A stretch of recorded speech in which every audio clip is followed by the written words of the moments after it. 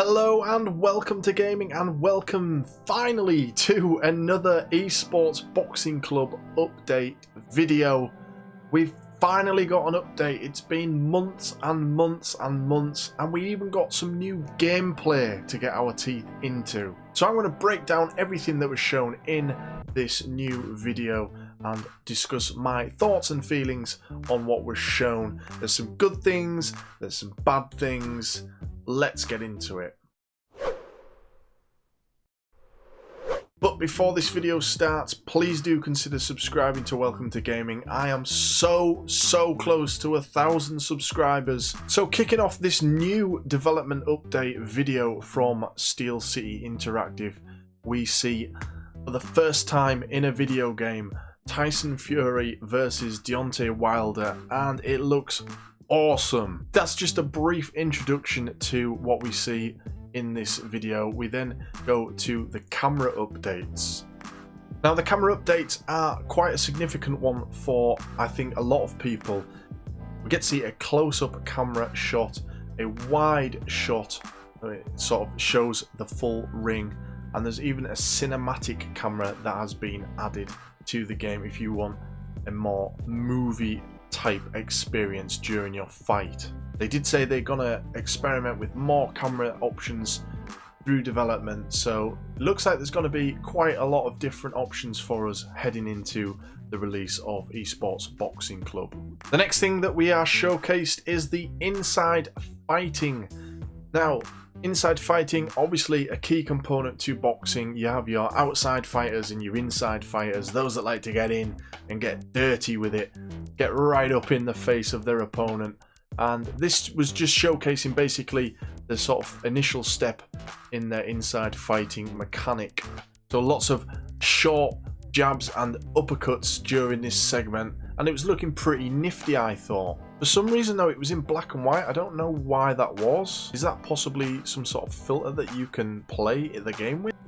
And as always with an eSports Boxing Club video, they had to announce another boxer that's been signed. And it was the Steel City boxer himself, Kell Brook, that was announced, of course, leading into a fight with Amir Khan soon.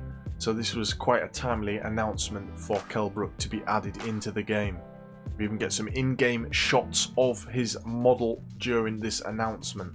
So the next section was the critical zones. So basically they were talking about how certain parts of the body are critical zones on certain boxers, and your punches can glance off, and if you're glancing your punches off, of course they're not doing as much damage, whereas if you can land shots to the temple, you might well turn the fight around or end it soon. There was some acknowledgement to the criticisms that were laid to Steel City Interactive early on about the punches, and they've since worked on that. Of course, one of the last updates we got, they discussed the fact that there was 35 different types of punches, and apparently under consultation with championship boxers, they have now upped that to 60, including power shot variations of each punch type.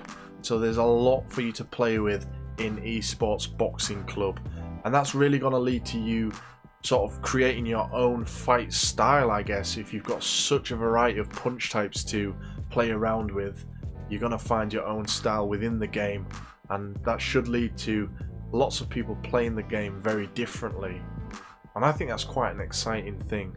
There's a little segment about the visuals of the game, and of course everyone has praised the way that eSports Boxing Club looks during development. Of course this is not finished footage that we've been seeing, and the game does look amazing, but they discuss that it's not just the player scans that are doing this. There is things that they do in the background to make the muscles move individually. You can see them flexing when punches are thrown, and yeah, one of the key praise points for the way this game is looking in development is the way that it looks. So I'm sure we're going to get an amazing looking final product.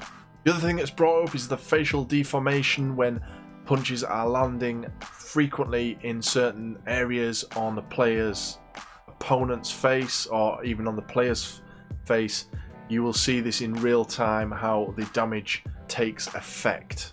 Of course, that's a crucial thing to have in a modern boxing game. Now, everything that I've mentioned so far has been pretty good news, Then we get into like a Q&A segment at the end of the video. There's a question about judging systems, which they don't really elaborate on too much.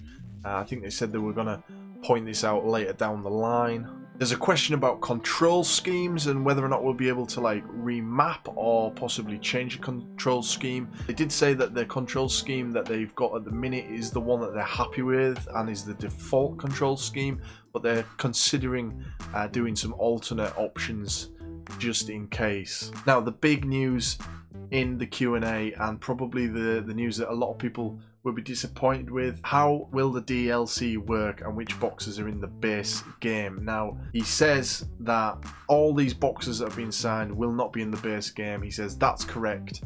There will be some free DLC, but some of the boxes will be paid DLC, and that is a little disappointing. I guess it's kind of expected. We wouldn't have expected to have every box available at launch, and some would probably be locked away, but it is disappointing to hear it laid out. They could have been absolute heroes and just put everyone in from the start. They do list off a bunch of boxes that will be in the game at base launch though, which was quite good. Of course, a lot of your legend like Muhammad Ali, Terence Crawford I think was mentioned, Katie Taylor as well, so there was quite an extensive list given in this video of who will be available in the base game. But yeah, there will be paid DLC boxes that you obviously have to unlock through your stores. And that was pretty much it. They mentioned how difficult things have been to get the player scans during COVID, which I think all of us knew, and that's possibly why we've not heard anything for a fair few months now. Things have obviously probably slowed down. I think that was probably why the 2021 release got pushed back, and now we're in 2022. They're still not committing to a date yet. They did say go and add us on Steam, so still no firm date, but at least we have some new developments after 4 or 5 months of getting nothing. And I think some of the things that were shown here were really good, like the cameras.